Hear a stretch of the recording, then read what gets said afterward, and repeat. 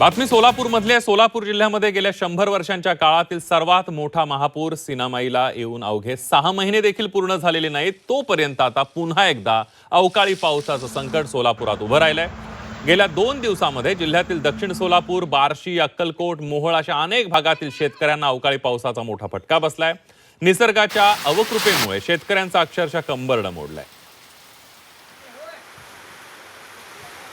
आणि याच नुकसानीचा आढावा घेतलाय आमचे प्रतिनिधी अभिषेक आदेप्पा यांनी. मी सध्या दक्षिण सोलापूर तालुक्यातील वडकबाळ या ठिकाणी आहे.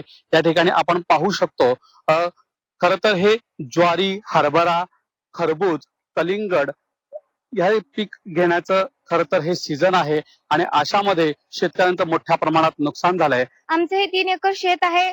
2 दिवस झालं दुष्काळी पावसामुळे आमचं नुकसान झालंय. हरभरा सगळं पडलेला आहे. ज्वारी सुद्धा पूर्ण नाश झालेली आहे. ते काय तू हरभरा वगैरे सगळं नुकसान होतंय आणि यार्डामध्ये मालाच पण भाव नाहीये. सगळं लय अवघड आलंय. बी वगैरे सगळं मागे झालंय. काय पेरलं होतं, कसं नुकसान? हे 3 एकर मध्ये अगोदर तूर घातलं होतं, मग खाली 3.5 एकर मध्ये उडीद घातलं होतं. पूर्ण सगळं पाण्यामध्ये गेलंय. आता परत ते काढून हरभरा घातला. हरभरा पण तेवढं काय हे नाही. ज्या ठिकाणी नुकसान झालेलं आहे त्या ठिकाणी लवकरात लवकर पंचनामे करण्याची विनंती देखील शेतकऱ्याकडून केली जाते. कॅमेरामन नागेश राशिंकर सह अभिषेक आदेप्पा, झी 24 तास, दक्षिण सोलापूर, सोलापूर.